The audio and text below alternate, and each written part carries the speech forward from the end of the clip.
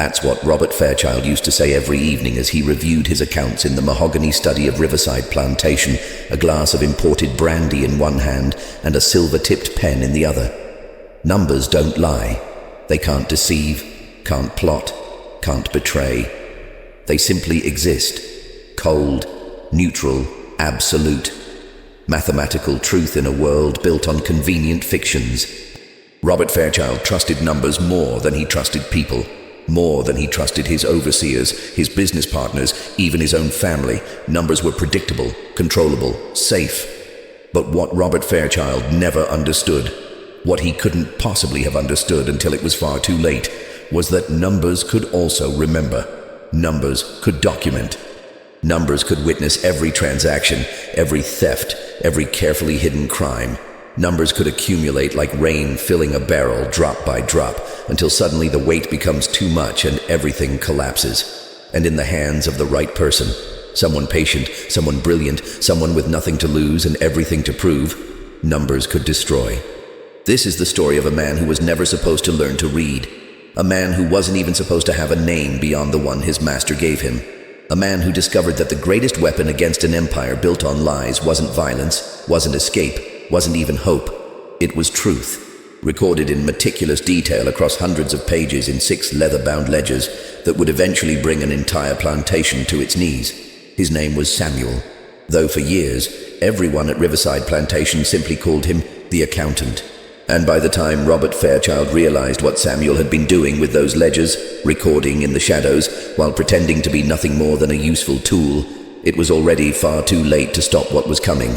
The numbers had been waiting, watching, remembering, and they were about to speak. Samuel arrived at Riverside Plantation on a Tuesday morning in September 1842 at the age of 7. He came from a smaller farm upriver that had fallen into bankruptcy after 2 years of failed crops and mounting debts, part of a group of 12 people sold to settle what the previous owner owed to his creditors.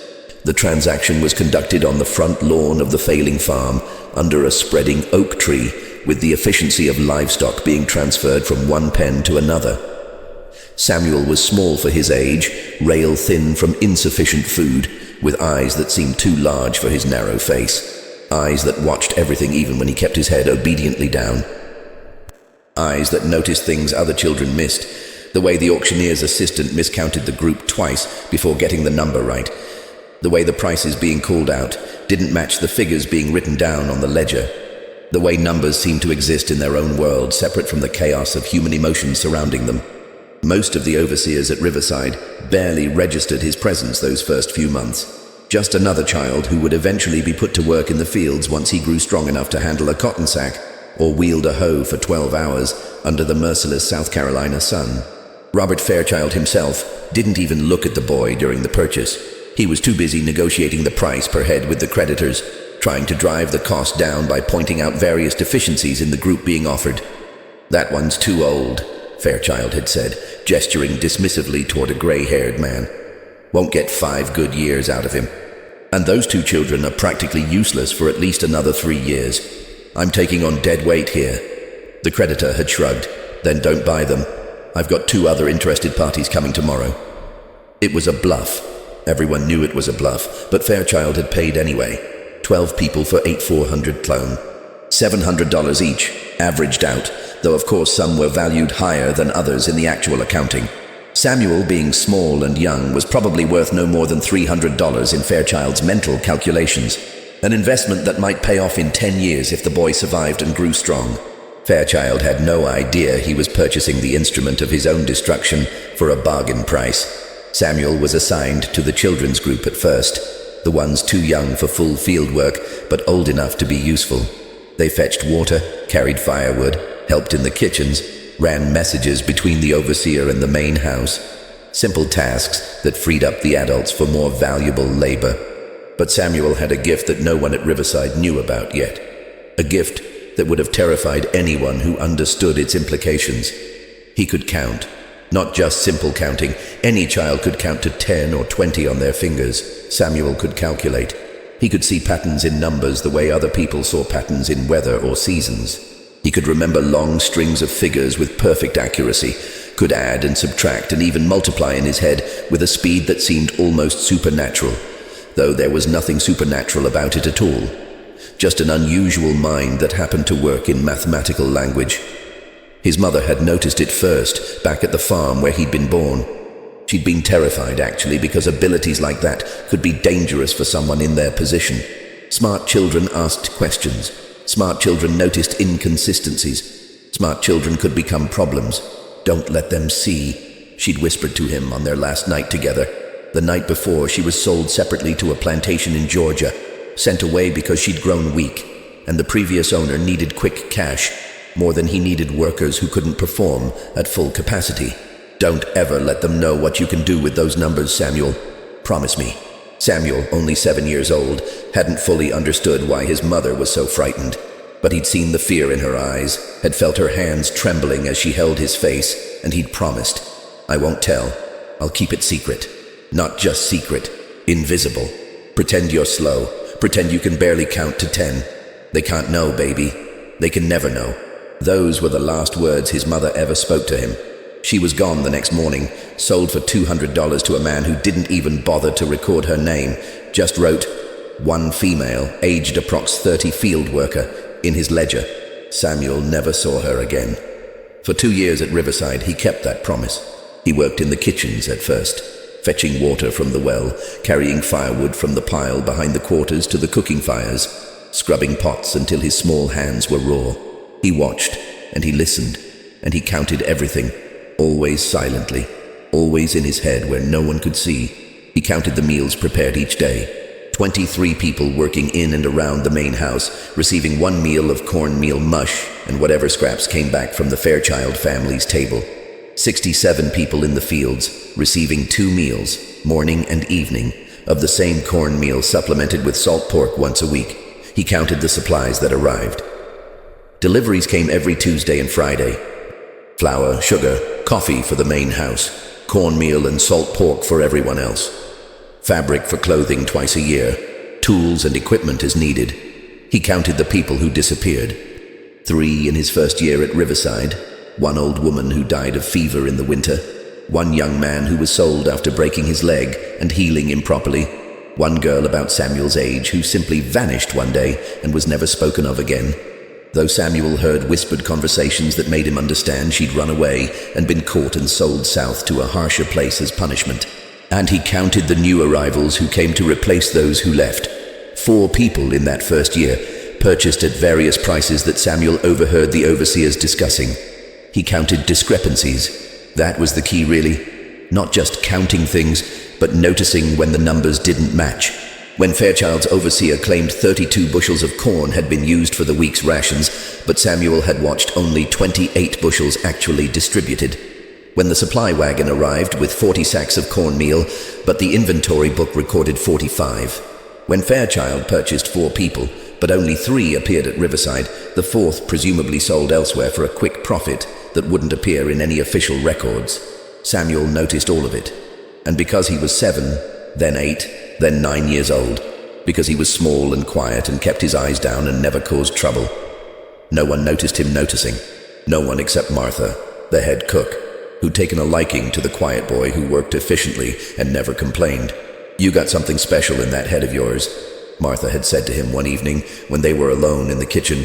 Everyone else already gone to the quarters for the night. I see you counting. See your lips moving sometimes, doing figures. Samuel's heart had nearly stopped. He'd been so careful, but apparently not careful enough. He'd started to deny it, but Martha had held up a hand. Hush now. I ain't gonna tell nobody. But you be more careful here. You think you being clever, hiding it, but people see more than you think.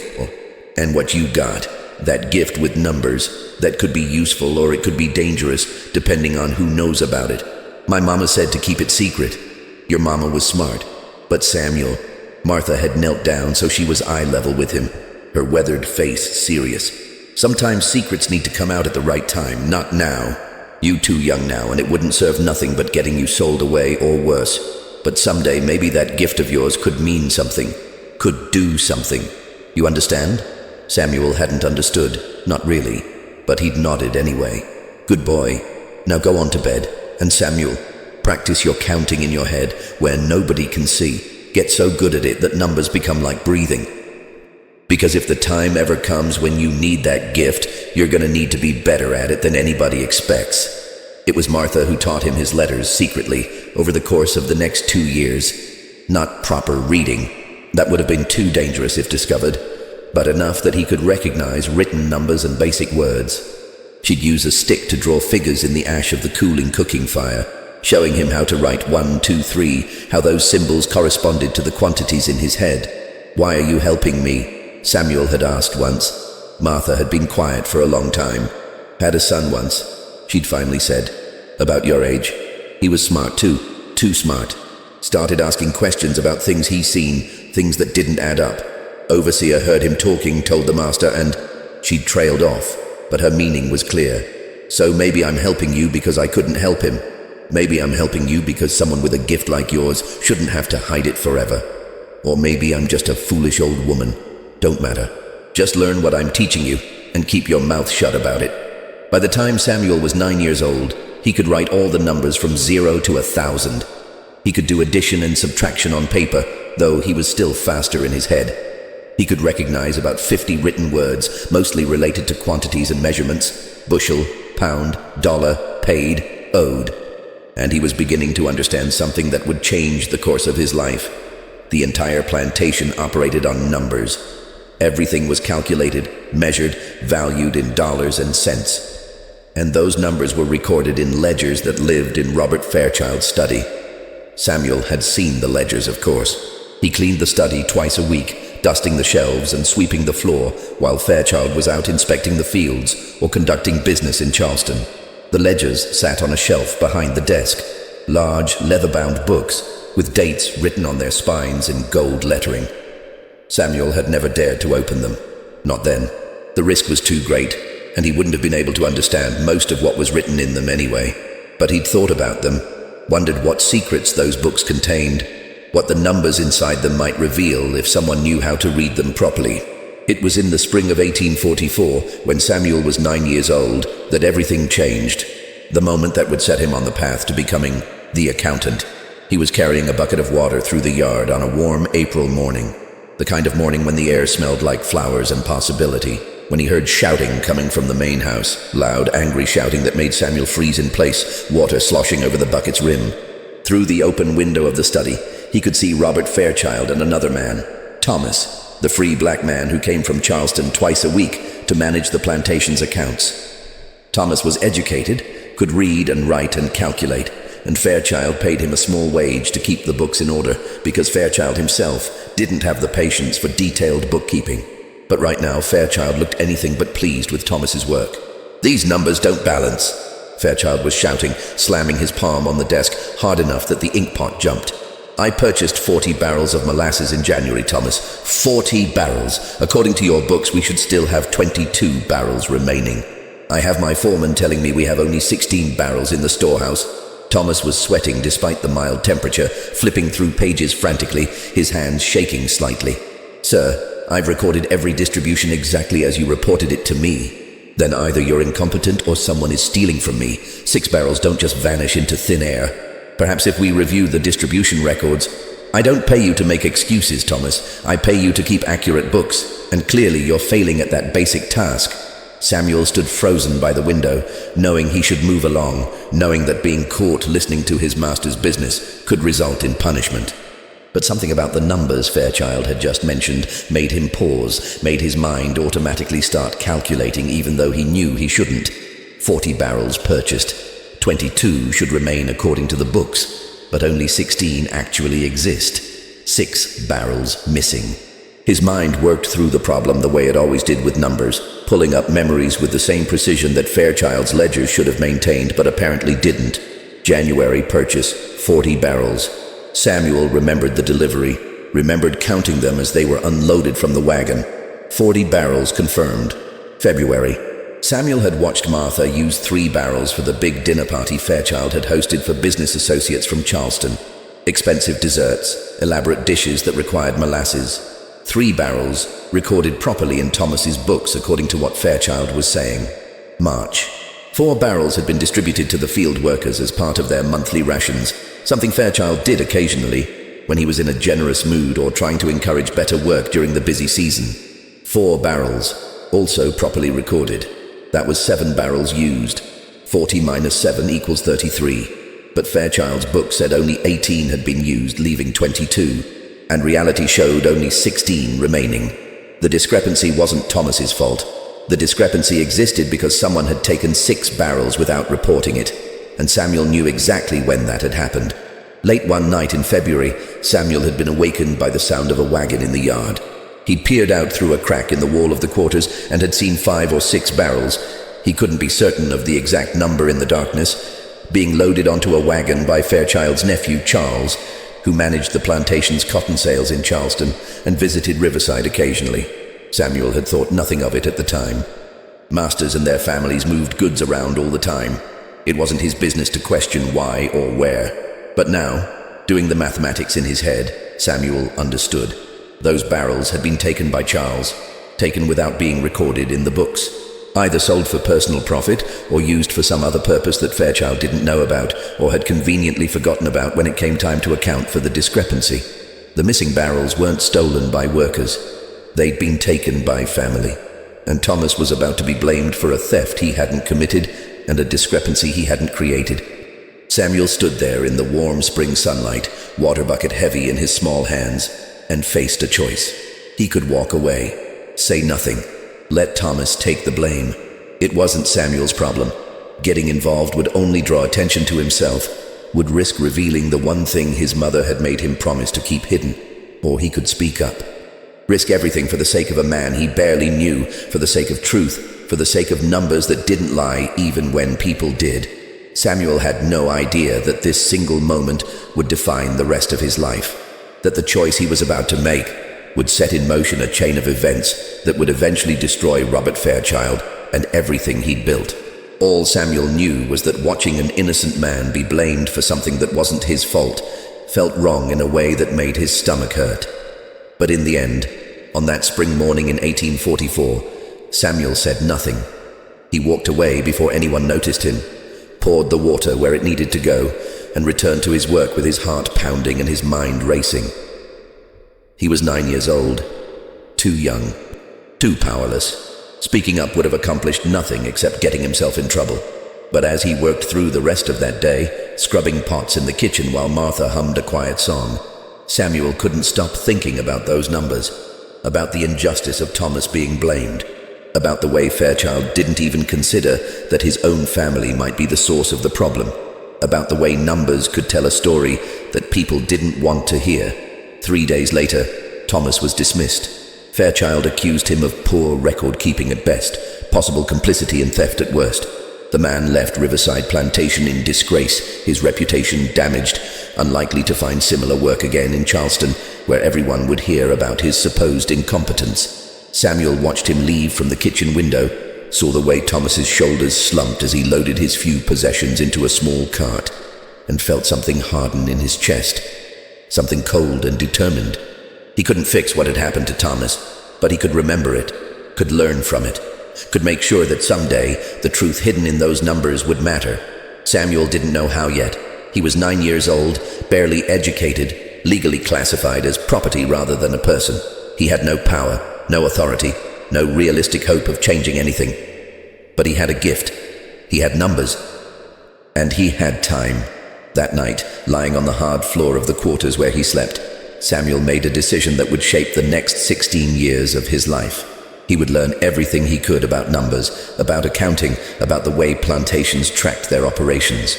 And someday, when the opportunity arose, if it ever arose, he would use that knowledge for something that mattered. He didn't know yet that he would become Robert Fairchild's bookkeeper.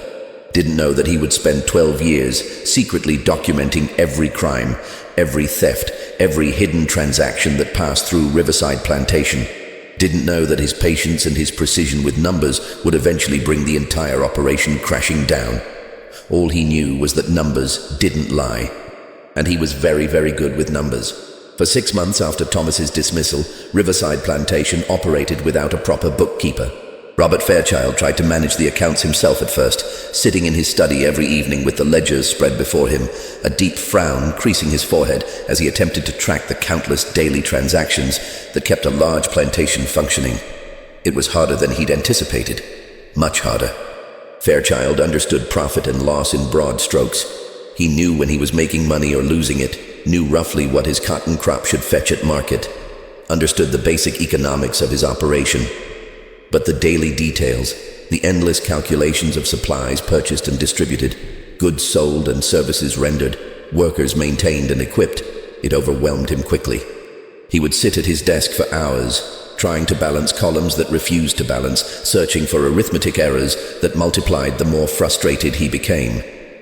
His handwriting would deteriorate as the evening wore on, numbers becoming increasingly illegible, scratch-outs and corrections making the pages look chaotic rather than precise. His wife, Eleanor, would watch from the doorway with barely concealed concern. "You should hire someone from Charleston, Robert, a proper clerk. Someone educated who can manage this properly." "I don't need some overpaid clerk," Fairchild would snap, not looking up from his calculations. "I'm perfectly capable of maintaining my own books." But he wasn't, and Eleanor knew it. And increasingly, so did Fairchild, though he was too proud to admit it. "Thomas managed these accounts for 3 years without issue," Eleanor persisted one evening, trying a different approach. "Surely there's another capable person in Charleston who—" "Thomas was incompetent. That's why I dismissed him. Thomas made one mistake, Robert. One discrepancy in 3 years of otherwise flawless work. And you never did determine where those barrels actually went." Fairchild's jaw tightened. "Are you suggesting I was wrong to dismiss him?"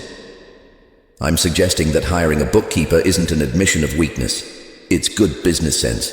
You have more important matters to attend to than adding columns of figures every night, and pay Charleston wages to some clerk who'll probably cheat me, just like Thomas did. No, I'll manage my own affairs, Eleanor. The subject is closed." Eleanor knew better than to push further when her husband used that tone. She withdrew from the doorway, leaving Fairchild alone with his books and his pride. But the problems continued. Suppliers began complaining about late payments or disputed invoices. Cotton buyers in Charleston raised questions about discrepancies in the quantities Fairchild claimed to be producing. The plantation's foreman started reporting supplies that should have been available according to Fairchild's records, but somehow weren't actually in the storehouse. It was during this time, in the autumn of 1844, that Samuel began to see an opportunity. He was 10 years old now, a bit taller, still working primarily in and around the main house. He'd progressed from basic kitchen work to more general household tasks, cleaning, running errands, assisting with various duties as needed. It was the kind of position that gave him access to many parts of the plantation, including the main house itself, where he could observe Fairchild's growing frustration with the accounts. Samuel watched with keen interest every time he cleaned the study, noting the disorganization of the ledgers, the obvious errors in Fairchild's calculations, the mounting chaos of the financial records. He began to understand that this wasn't just a temporary inconvenience for Fairchild. The man was genuinely struggling, and that struggle was affecting the entire plantation's operations. Martha noticed Samuel's interest, of course. She noticed everything about the quiet boy who'd become like a son to her in the 2 years since he'd arrived at Riverside. "Dangerous thoughts you're having," she murmured to him one evening as they worked together in the kitchen, her voice barely above a whisper. "I can see them in your eyes, Samuel. You're thinking about those books in the study." Samuel didn't bother denying it. "Master Fairchild needs help with the accounts. Master Fairchild needs a lot of things. Doesn't mean he should get them from a 10-year-old boy who ain't supposed to know how to count past his fingers. But I do know how. And I'm good at it, Martha. Better than he is. That's exactly why it's dangerous, child. You show them what you can do and maybe they find you useful. But useful can be just as risky as useless in a place like this. Useful means valuable. Valuable means you'll never be let go. Never be sold. Never have a chance at freedom because you're too valuable to lose." Samuel considered this. He'd thought about freedom occasionally, the way all enslaved people did, but it seemed so impossibly distant that it barely felt real. Freedom was something that happened to other people, or didn't happen at all. It wasn't something he could reasonably hope for or plan toward. But being useful, being valuable in a way that kept him close to the center of Riverside's operations, close to information and opportunities, that seemed more achievable, more within his control. "What if I want to be useful?" he asked quietly. Martha sighed, her weathered hands stilling in their work. Then you're braver or more foolish than I thought. Maybe both. She was quiet for a moment, then added, if you're gonna do this and I can see in your face you've already decided, then do it smart. Don't just show them you can add and subtract. Show them you're better than any clerk they could hire from Charleston. Show them you're worth the risk of teaching, worth the scandal of having a slave boy manage their books. How? Wait for the right moment. Don't push. Don't volunteer. Wait until he's desperate enough that your solution looks like a gift from God rather than a challenge to his authority. Men like Fairchild don't like being shown up by people they consider beneath them. But they do like being rescued from their own incompetence, as long as the rescue doesn't make them look weak. It was good advice. Samuel took it to heart. He continued his work, continued watching Fairchild struggle with the accounts, continued waiting for the right moment. That moment came on a cold afternoon in late November, almost 6 months after Thomas's dismissal. Samuel was cleaning the study, dusting shelves, sweeping floors, emptying the ash from the fireplace, when Fairchild sat down at his desk with the current ledger and a stack of receipts that needed to be recorded. Samuel could tell from the man's posture, from the heaviness of his movements, that it had been a difficult day. Indeed, he'd overheard the foreman earlier reporting that 3 field workers had collapsed from illness, that one of the cotton wagons had broken an axle, and that a shipment of supplies from Charleston had arrived with several items missing or damaged. Problems that needed to be solved, decisions that needed to be made, and now accounting that needed to be done when Fairchild was already exhausted.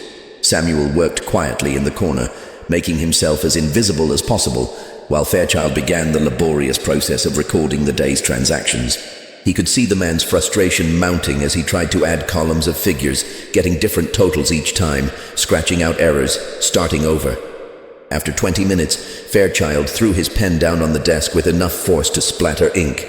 "Damn these numbers," he muttered, then louder with real anguish in his voice. "Why won't they balance?" Samuel knew he should stay silent. This wasn't his business. He was just a child, just a servant, just someone who was supposed to be invisible. But the numbers were right there on the desk, and even from across the room, Samuel could see the error, could see exactly why the columns weren't balancing, could fix it in seconds if given the chance. His mother's voice echoed in his memory. Don't let them see. Don't ever let them know. But Martha's voice was there too. Wait for the right moment. Wait until he's desperate enough. Samuel made his decision. The error is in column 3, sir, he said quietly, not looking up from his sweeping. His heart hammered so hard he could feel it in his throat. You added the February cotton sales twice. Once on page 12 and again on page 15. The study went completely silent. Samuel continued sweeping, forcing his hands to stay steady even though every instinct screamed at him to run. He'd just crossed a line that couldn't be uncrossed. Either this would work, or it would end very badly. When Fairchild finally spoke, his voice was strange, controlled but with an undercurrent of something dangerous. What did you say? The February sales, sir. They're recorded twice in different places. If you subtract the second entry, your total will balance. More silence. Then the sound of pages turning. Samuel dared to glance up and saw Fairchild staring at the ledger, his finger tracing down the columns. Page 12, then page 15. His expression shifted from confusion to disbelief to something else, something calculating. These are... You're correct.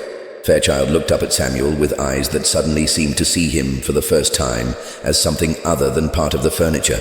How did you know that? Can you read these numbers? This was the moment, the point of no return. Yes, sir, I can read numbers, all of them. Who taught you? No one taught me, sir. I just understand them. I always have. Fairchild stood slowly, walking around the desk to stand directly in front of Samuel. The boy forced himself not to flinch, not to show fear, even though Fairchild was tall and imposing, and Samuel was small, and had just admitted to something that could be considered dangerous or threatening, depending on how the master chose to interpret it. You can read and calculate, Fairchild said slowly, as if testing the idea. A child. He didn't finish the sentence, but the implication hung in the air. A slave child. Someone who shouldn't have these abilities. Someone who definitely shouldn't be displaying them. Yes, sir. Prove it. Fairchild returned to his desk, flipping to a page near the middle of the ledger. The total at the bottom of page 23. Add it to the total at the bottom of page 26. Tell me the sum. Samuel had already seen those pages during his cleaning, had already noticed those numbers the way he noticed all numbers. His mind had already done the calculation automatically. $7,843, sir. Fairchild checked the pages. His expression shifted to something like awe. That's exactly right.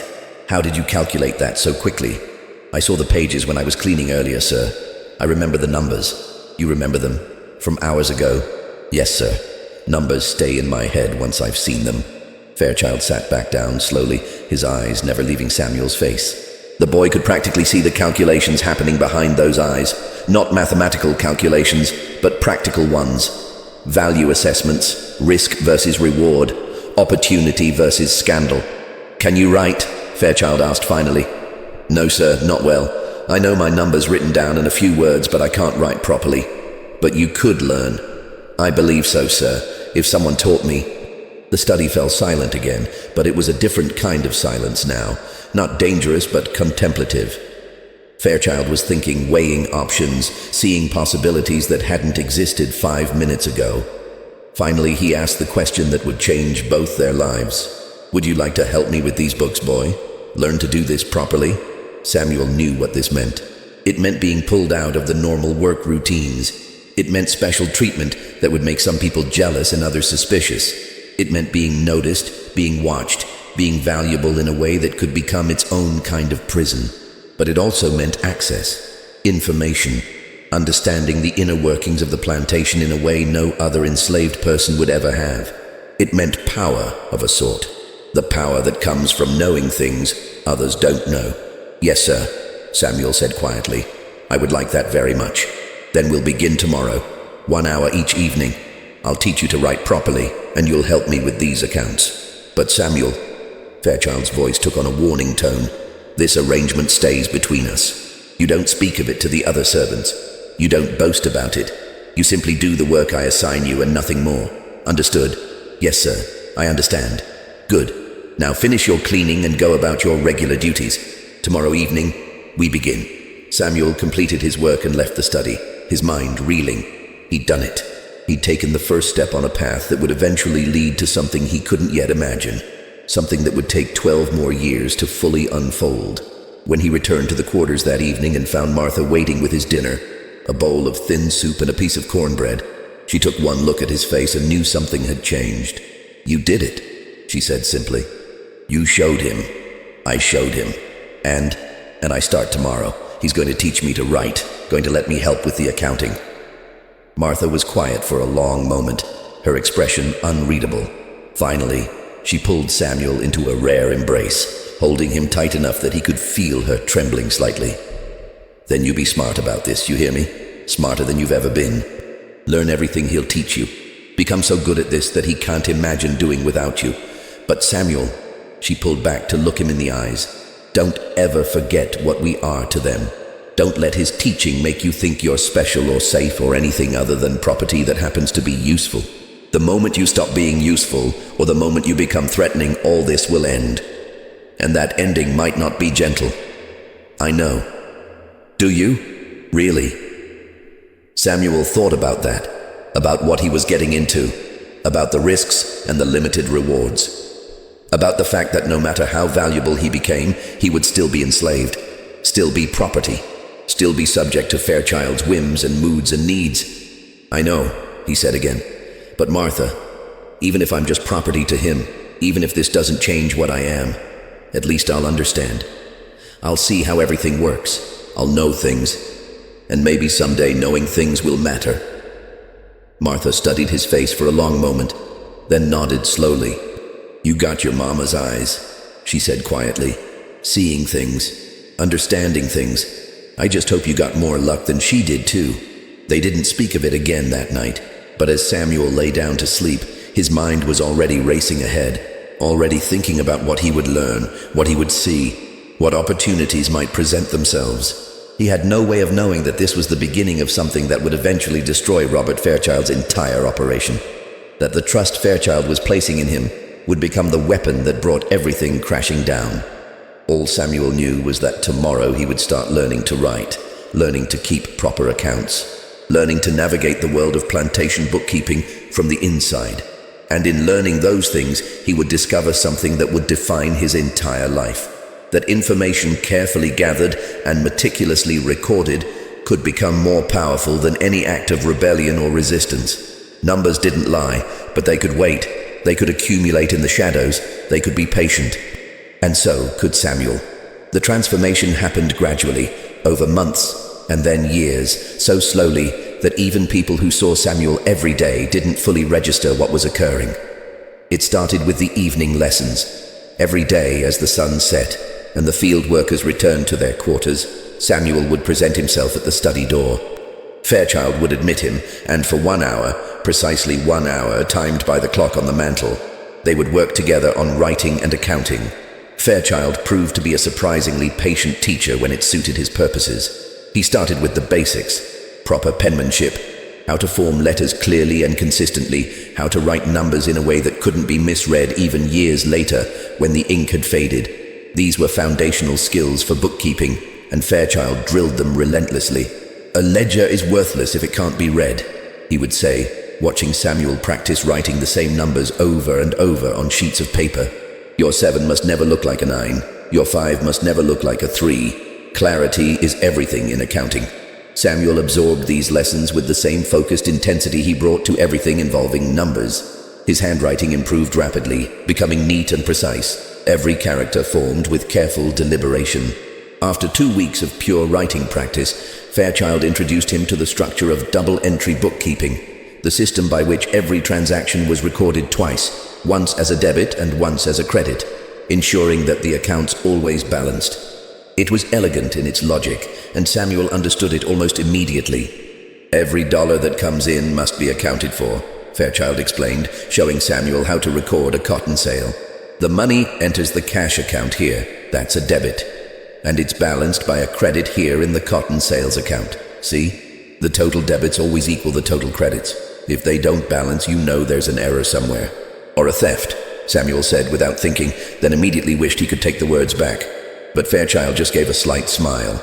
"Or a theft, yes. That's why this system is valuable. It makes theft visible, as long as the bookkeeper is honest and the records are complete." Samuel filed that observation away.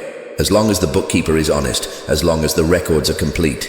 By December, 3 months into the arrangement, Samuel was making simple entries in the official ledgers under Fairchild's supervision, recording supply deliveries, noting payments made and received, building a working understanding of how the plantation's finances flowed.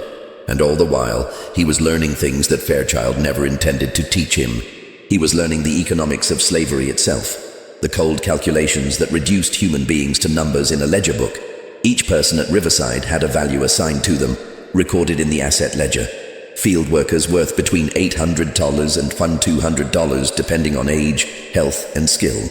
Skilled workers like the blacksmith and carpenter valued higher, sometimes as much as $1,500. Children valued lower, their prices increasing as they aged and became capable of more labor. Samuel saw his own name in those records for the first time when he was 11 years old, recording asset inventories with Fairchild's guidance. Samuel, house servant, age 11, value $400. $400. That's what his life was worth in Robert Fairchild's accounting. Less than half the value of a healthy adult field worker. Roughly the same price as 2 good horses or 8 head of cattle. He stared at that number for a long moment, feeling something cold settle in his chest. Then he copied it neatly into the current year's ledger and moved on to the next entry, his face carefully neutral. By his 12th birthday in 1845, Samuel was handling most of the daily bookkeeping independently. Fairchild would review his work each evening, checking for errors, occasionally making corrections, but increasingly trusting Samuel's accuracy. The boy had proven himself to be not just capable, but exceptional, faster and more precise than Thomas had ever been, and certainly far better than Fairchild himself. The arrangement raised eyebrows among the plantation's white overseers and staff. A slave child managing the account books. It was irregular, possibly scandalous, definitely strange.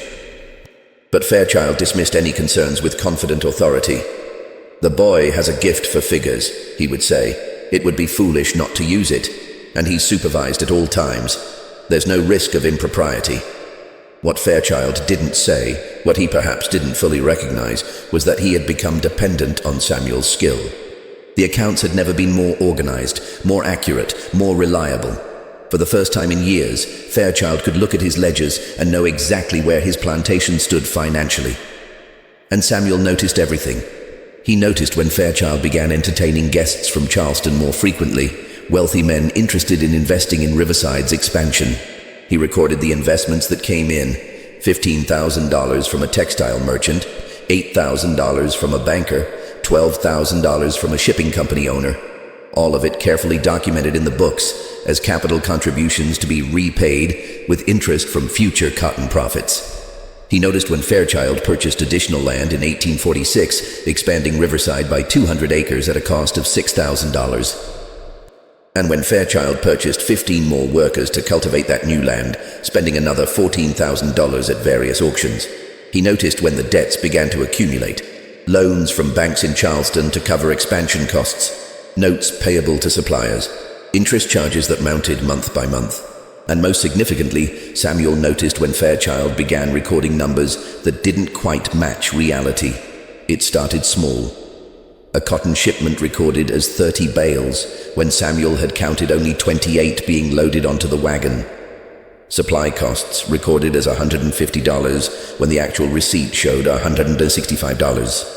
Minor discrepancies that might have been simple mistakes, the kind of small errors that happen in any business. But they kept happening, and they always skewed in the same direction, making Riverside appear more profitable than it actually was. By 1847, when Samuel was 13 years old, he had begun to understand something profound. Robert Fairchild was lying. Not constantly, not about everything, but frequently enough to create a fictional version of Riverside Plantation's finances that looked considerably healthier than the reality. And Samuel was the one recording those lies in the official ledgers. At first, he didn't know what to do with this knowledge. He was 13 years old, still learning, still developing his understanding of how businesses operated and what constituted fraud versus normal business practices. Maybe this was just how plantations worked. Maybe everyone did this. But the more he learned, the more certain he became that what Fairchild was doing wasn't normal. It was deception. It was fraud. And it was getting worse as the debts mounted and the pressure to show profits increased. It was during this period, in late 1847, that Samuel made a decision that would define the next 13 years of his life. He would begin keeping his own records. A second set of books that told the true story of Riverside Plantation's finances and operations. Not to do anything with immediately, he had no power, no authority, no way to use such information, but to document, to preserve, to create a record that might someday matter. He started small and carefully. Fairchild had given him a small room adjacent to the study, barely more than a closet really, but it had a narrow bed, a small table, and enough space to call his own. More privacy than most enslaved people at Riverside ever had. Samuel used that privacy to begin his secret accounting project. He couldn't risk keeping full ledgers. They would be too obvious if discovered. Instead, he started with a single notebook, small enough to hide easily, in which he recorded discrepancies and observations. When the official ledger showed one number, but Samuel knew the reality was different, he noted it. When Fairchild made a decision that seemed questionable, Samuel documented it. The first entry, dated November 15, 1847, was simple. Official books show cotton yield 847 bales, actual count 809 bales. Difference 38 bales reported but not produced. Price per bale $45. False profit claimed $1,710. The second entry, 2 weeks later, Master F recorded payment of $230 to blacksmith for equipment repairs, actual payment $180. Difference $50. Unknown where money went. Entry by entry, week by week, month by month, Samuel built his secret accounting of Riverside Plantation. He developed his own shorthand, his own code, ways of recording information that would look like meaningless scratchwork to anyone who didn't know what they were looking at. And he was careful, extraordinarily careful. He never wrote when anyone might see, never left his notebook anywhere it might be found. He developed a loose floorboard under his bed where he could hide his documentation, checking it obsessively to ensure it remained secure. By 1849, when Samuel was 15 years old, He had filled his first small notebook completely and started a second. The scope of his documentation had expanded beyond just financial discrepancies. He'd begun recording something else, something that would later prove even more important than the fraud he was documenting. He recorded the people, not as Fairchild recorded them, as property values in an asset ledger. Samuel recorded them as human beings, their names, their ages, where they'd come from, their families, their skills and personalities and hopes, to the extent that he could learn these things through careful observation and quiet conversations. And most importantly, he recorded what happened to them. When 16-year-old David was sold to a plantation in Mississippi in spring of 1849, the official ledgers recorded, sale of one male field worker, age 16, price $950. Samuel's notebook recorded, David, son of Margaret and Paul, sold to Trader Hammond for transport to Mississippi. Fairchild reported sale price $950, but actually received $100. Difference $150 unreported income. David's family not informed until after sale completed. When elderly Ruth died during the harsh winter of 1849-1850, Fairchild's ledger recorded a loss of property value. One female, aged approximately 60, died. Asset value written down, $100. Samuel's notebook recorded, Ruth, age 63, worked at Riverside for 28 years, died of pneumonia, deck 24, requested medical attention 3 times in week before death. Master F refused, saying, not worth the expense for someone her age. Cost of doctor visit, $5. Value of labor extracted from Ruth over 28 years, estimated $22,000. Page by page, person by person, Samuel built a historical record that existed nowhere else. A testament to lives lived and struggles endured, names that would have been forgotten, stories that would have been lost. He did this partially for practical reasons. These details might prove useful as documentation of Fairchild's misdeeds. But he also did it for a deeper reason that he couldn't quite articulate even to himself.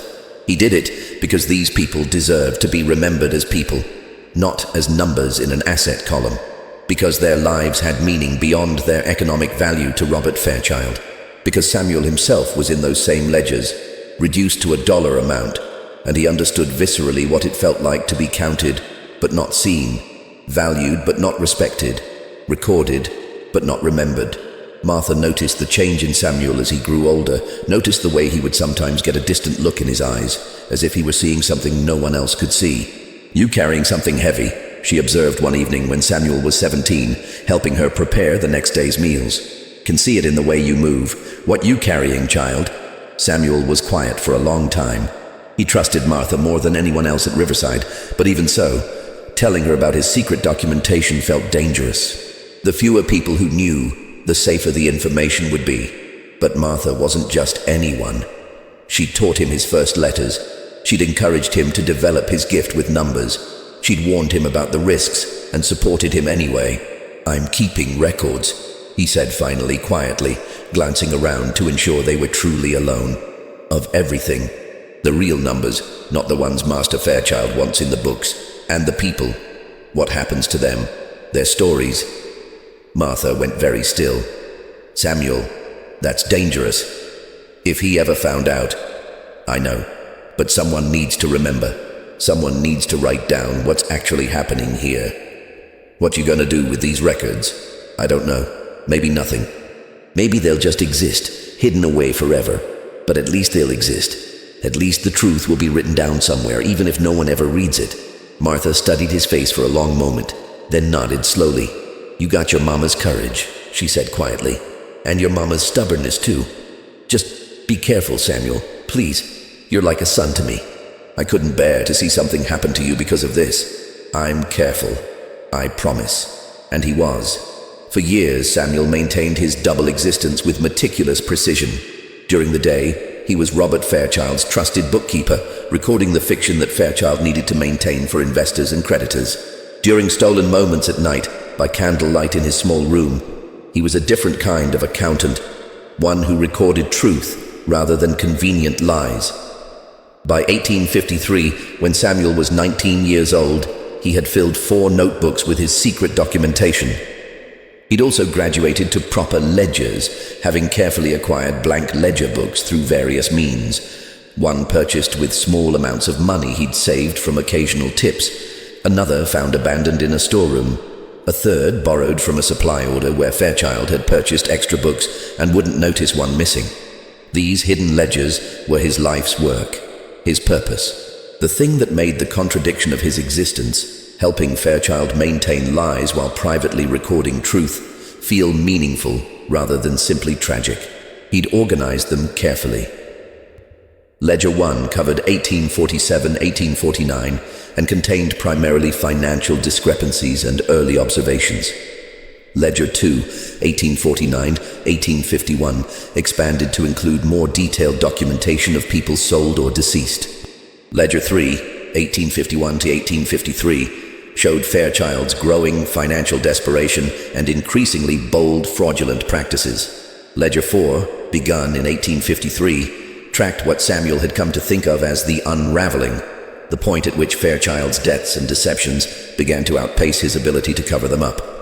Samuel had no plan for these ledgers, no clear sense of what he hoped to achieve with them, but he maintained them with religious devotion anyway, because the alternative, letting all of this go unrecorded, letting truth dissolve into convenient forgetfulness, felt like a betrayal of something fundamental. He maintained them because numbers didn't lie, even when people did. He maintained them because someone needed to bear witness. He maintained them because someday, maybe, somehow, the truth would matter. He just had to wait, had to be patient, had to keep recording, keep documenting, keep building his mountain of evidence one entry at a time. And then in 1854, something changed. Something that would set in motion the events that would eventually bring all of Samuel's patient work to fruition. Robert Fairchild's financial situation went from difficult to desperate, and desperate men make mistakes. By 1854, Riverside Plantation was drowning in debt, though you wouldn't know it from looking at the official ledgers or observing Fairchild's public behavior. On paper, the plantation appeared prosperous, profitable crops, valuable assets, a successful operation that any investor would be pleased with.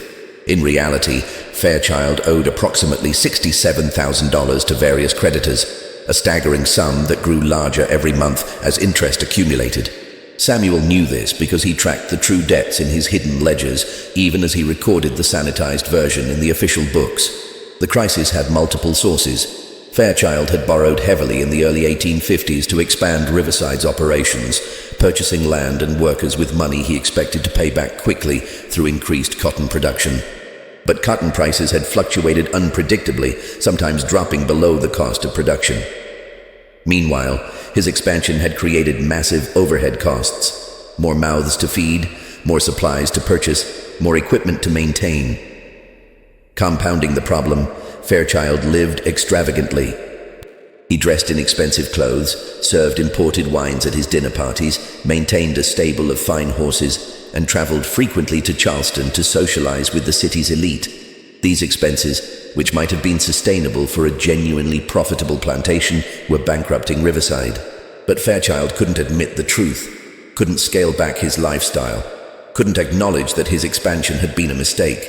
His social standing depended on the appearance of success. His ability to borrow more money depended on convincing lenders that Riverside was a sound investment.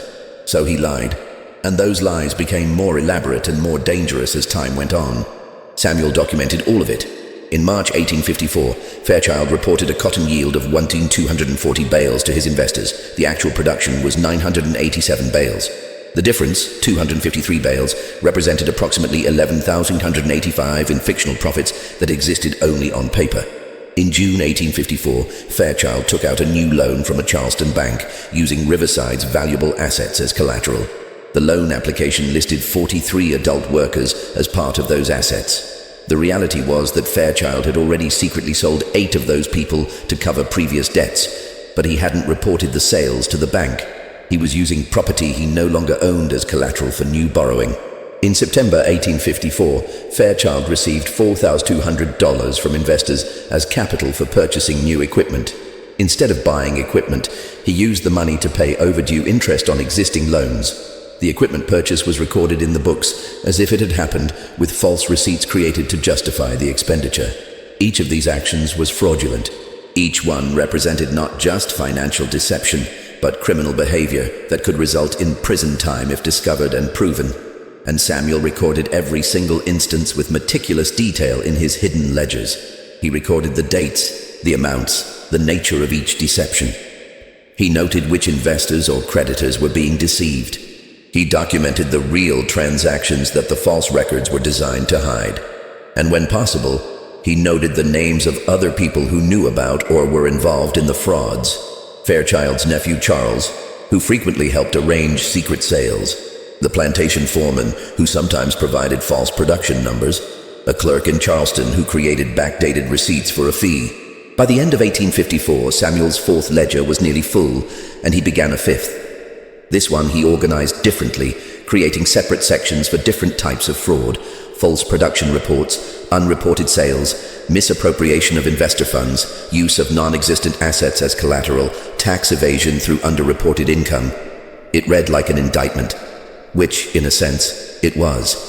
But Samuel still had no clear plan for what to do with this information. He was 20 years old, legally enslaved, with no standing to report crimes or testify in court. His documentation was detailed and damning, but it existed in a kind of limbo, powerful but unused, dangerous but hidden. He continued his double life. During the day, he was Fairchild's trusted bookkeeper, the man who kept the official ledgers in perfect order, who made the fraudulent numbers look legitimate and professional. By night, he was something else entirely: a secret chronicler, a witness to crimes, a collector of evidence that might never be used. The contradiction wore on him. He was complicit in Fairchild's frauds by virtue of recording them in the official books, even though he was doing so under compulsion, without choice, as an enslaved person following his master's orders. But that complicity felt heavy anyway, felt like a stain he couldn't wash away no matter how carefully he documented the truth in his hidden ledgers. Martha saw the toll it was taking. "You're tired," she said to him one evening in early 1855. "Tired in a way that sleep don't fix." Samuel couldn't deny it. "I don't know what I'm doing anymore, Martha. I thought documenting everything would feel like resistance, like fighting back in the only way I could. But instead it just feels like I'm helping him lie more successfully." "You are helping him lie," Martha said bluntly. "No point pretending otherwise.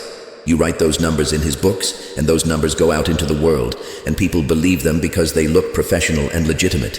Your skill makes his fraud more effective." It was painful to hear, but Samuel needed to hear it.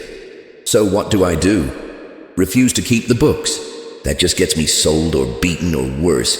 And then someone else would do the bookkeeping, and the fraud would continue, and I'd lose access to all this information. I ain't saying you should stop. I'm saying you should stop fooling yourself about what you're doing. You're not resisting right now, you're surviving. Recording things ain't the same as changing things. Writing truth in a hidden book ain't the same as speaking truth where it matters." "Then what would you have me do?" Martha was quiet for a long moment. "I don't know, child. I truly don't. Maybe there ain't nothing you can do. Maybe you just keep your head down and survive and hope that someday those books you're keeping will matter to someone. Or maybe..." She trailed off. "Maybe what?" "Maybe someday an opportunity will come. Someone who could actually use what you know. Someone with power to act on it. And maybe when that happens, you'll need to decide if survival is still the most important thing, or if you're willing to risk it all for the chance that truth might actually matter." Samuel thought about that conversation for weeks afterward. Martha was right that he was surviving rather than resisting. Right that his hidden ledgers, for all the time and effort he'd invested in them, didn't actually change anything. They were just records of injustice, not remedies for it. But what else could he do? He had no power, no authority, no legal standing. An enslaved man testifying against his master would be laughed out of any courtroom, assuming the case even made it that far. His documented evidence, no matter how thorough, was meaningless without someone who could actually use it.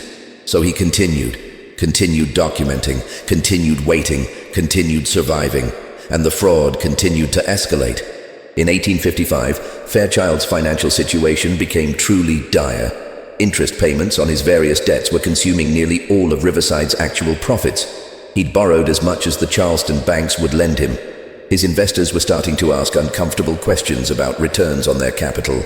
He needed money, large amounts of it, quickly. That's when he began stealing from his wife's family. Eleanor Fairchild had brought a substantial dowry to the marriage, $25,000 held in trust, managed by Robert but technically belonging to her. secured by law to ensure she would have resources if he died or if the marriage dissolved. The trust was supposed to be inviolate, protected from Robert's business dealings. But in June 1855, Robert began quietly borrowing from that trust. It started with $2,000, recorded in the official books as a loan from Eleanor with her permission.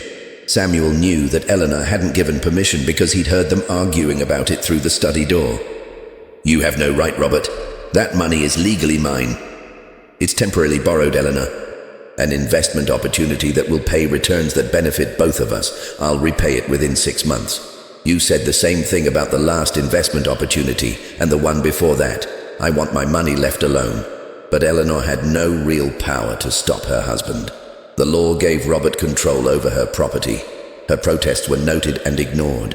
By the end of 1855, Robert had borrowed $8,000 from Eleanor's trust. Samuel documented each withdrawal in his hidden ledgers, noting that none of this money was used for investment opportunities as Robert claimed.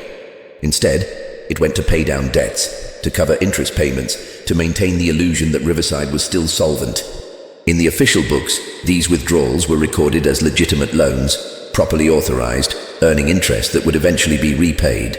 In Samuel's hidden ledgers, they were recorded as theft from Eleanor's legally protected trust, committed without her genuine consent, unlikely ever to be repaid. It was during this period that Samuel began to expand his documentation in a new direction. He started recording not just the frauds themselves, but potential witnesses who could verify them.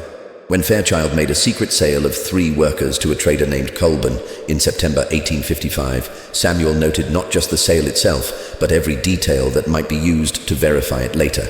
Colburn's full name and business address in Savannah, the exact date of the transaction, the prices paid for each person, $900, $100, and $850.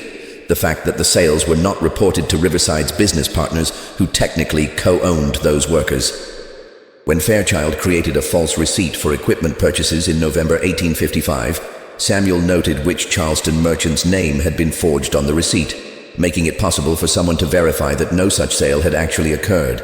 When Fairchild instructed Samuel to record a cotton shipment of 43 bales in January 1856, but Samuel had personally counted only 37 bales loaded onto the wagon.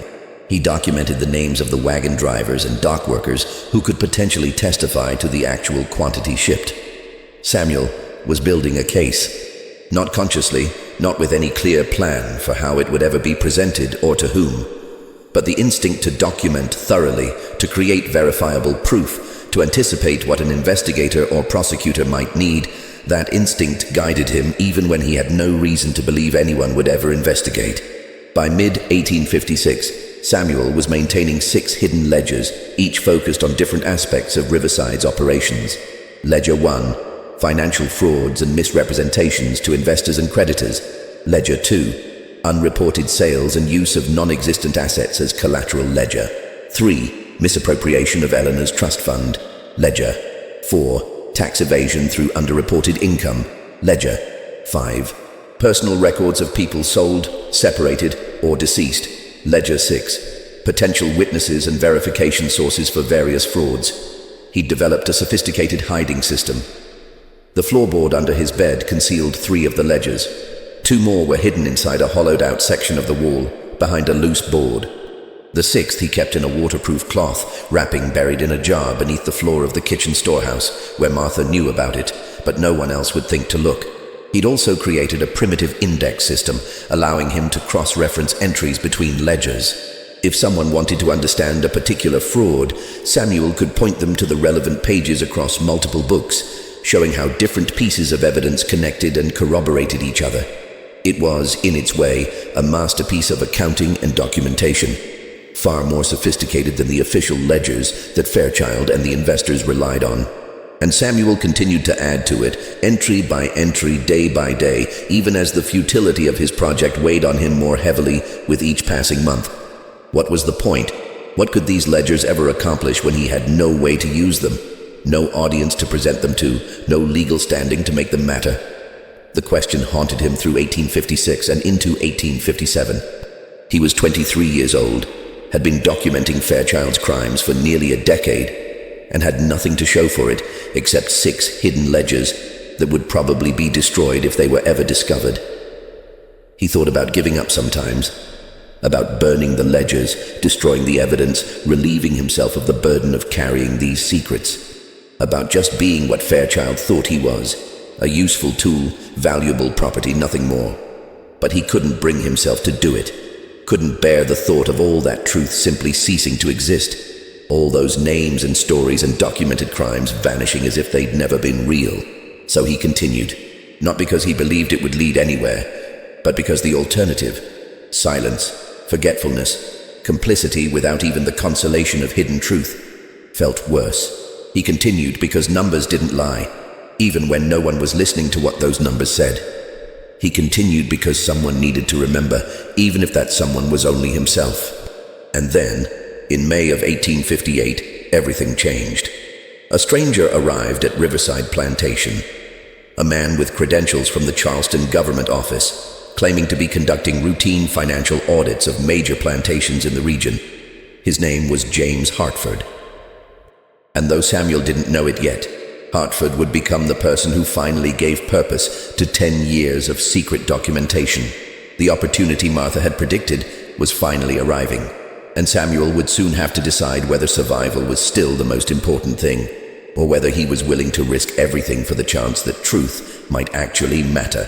James Hartford arrived on a Tuesday morning in May 1858, driving his own carriage up the long oak-lined drive to Riverside's main house. He was a tall, lean man in his mid-40s, dressed in a sober, dark suit that marked him as a professional of some kind. His face had the kind of weathered quality that suggested time spent outdoors despite his obviously urban occupation, and his eyes held a sharp, assessing quality that made Samuel's instincts prickle with alertness. Fairchild met Hartford at the door with forced cordiality. Samuel watched from the hallway, ostensibly polishing silver, but actually observing the interaction with keen interest. "Mr. Fairchild, I'm James Hartford, tax assessor from the Charleston Revenue Office." Hartford presented official-looking documents. "I'm here to conduct a financial audit of your plantation's operations." Fairchild's face went through a rapid series of expressions, surprise, alarm, then smoothing into practiced calm. "This is highly irregular, Mr. Hartford. I wasn't notified of any scheduled audit." "Audits are by their nature unscheduled, sir. We've found that advance notice compromises the accuracy of our assessments." Hartford's tone was polite but firm, the voice of someone accustomed to authority. "I have authorization from the State Revenue Office to examine your financial records for the past 5 years. I'm sure you'll want to cooperate fully."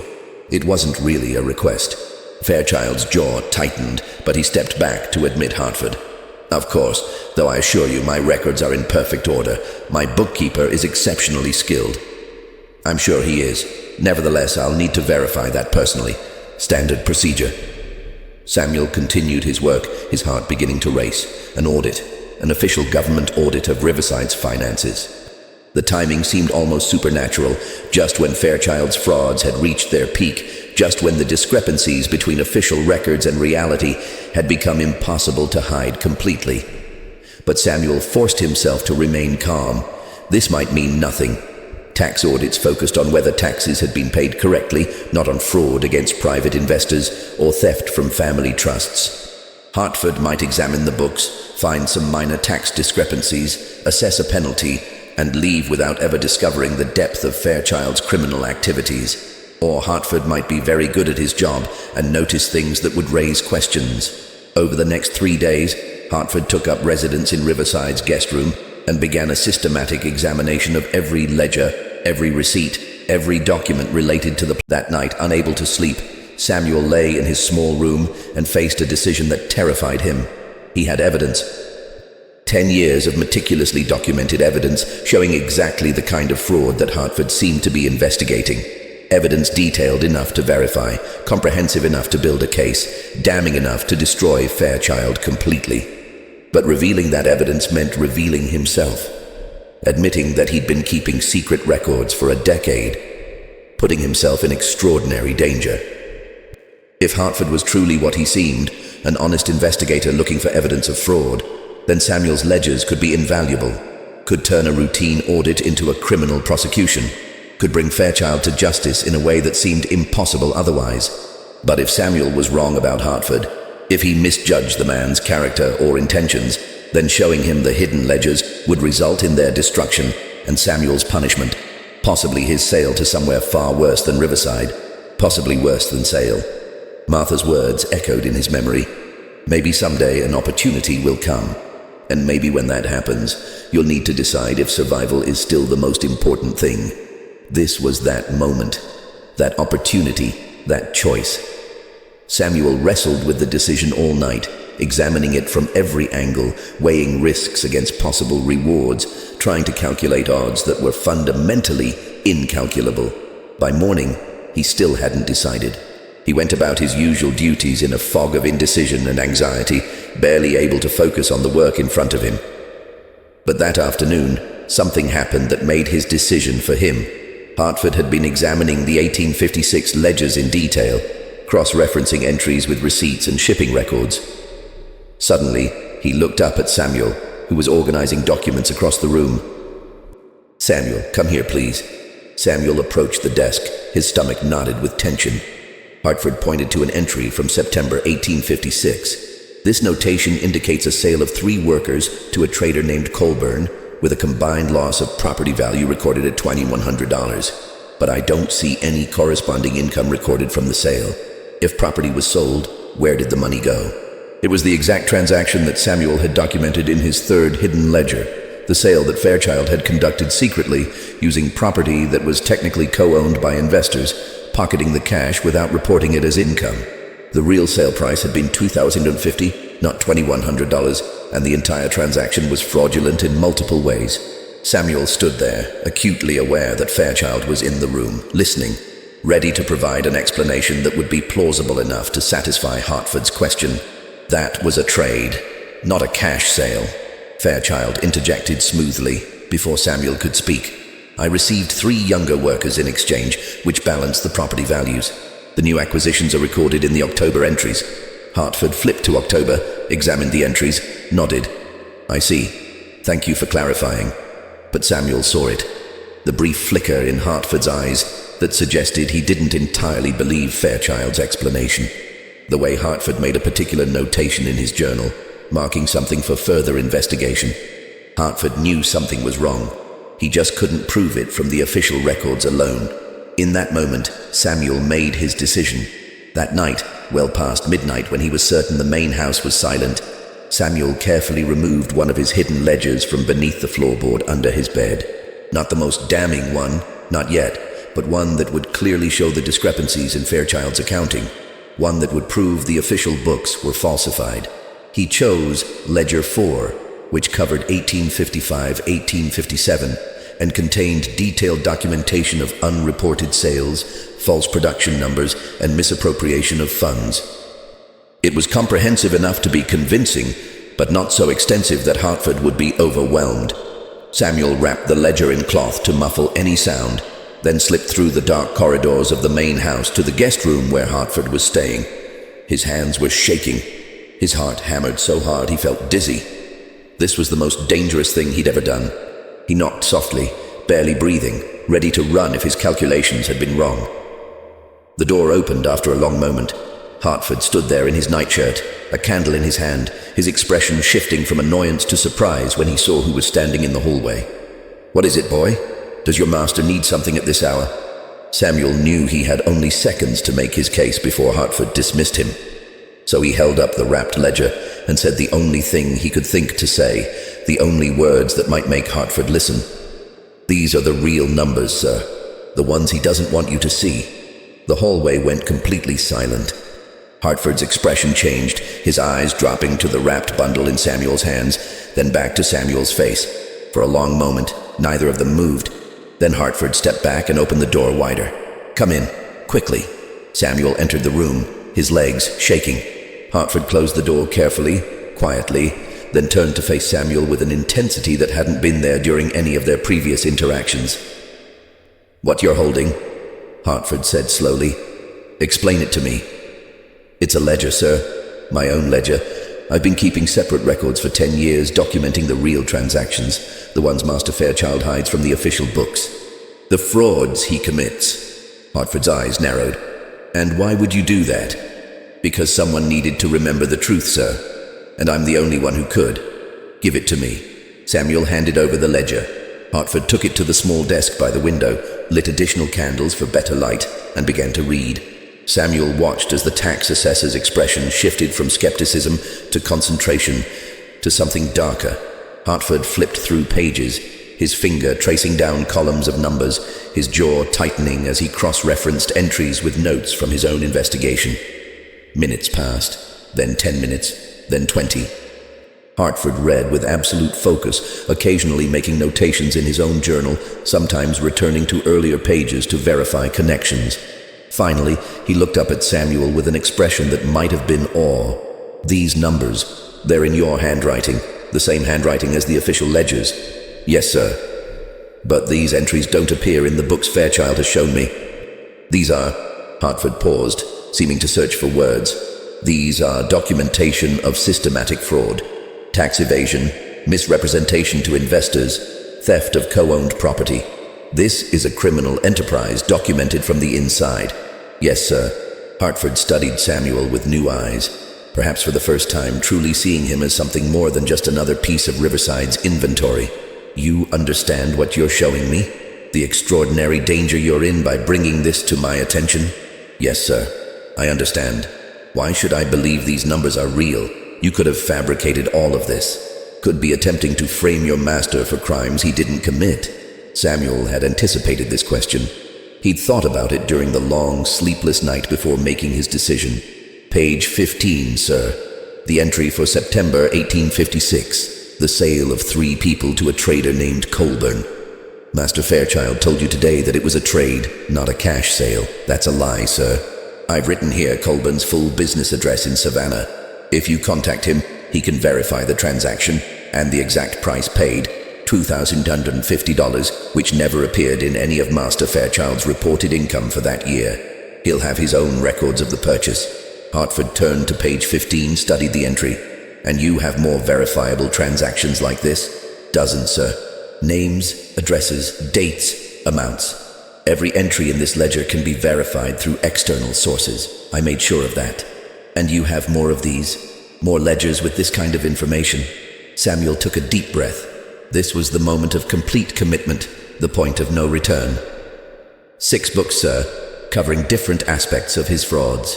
Financial crimes, unreported sales, theft from his wife's family trust, potential witnesses, 10 years of documentation, hundreds of verifiable discrepancies, names, dates, amounts, evidence.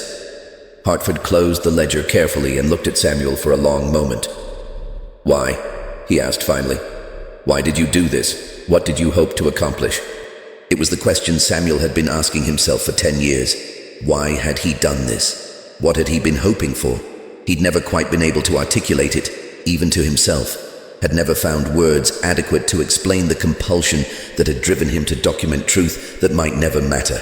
But standing there in that small room, facing a man who might actually have the power to do something with that truth, Samuel finally understood his own motivations clearly enough to express them. "Because numbers don't lie, sir.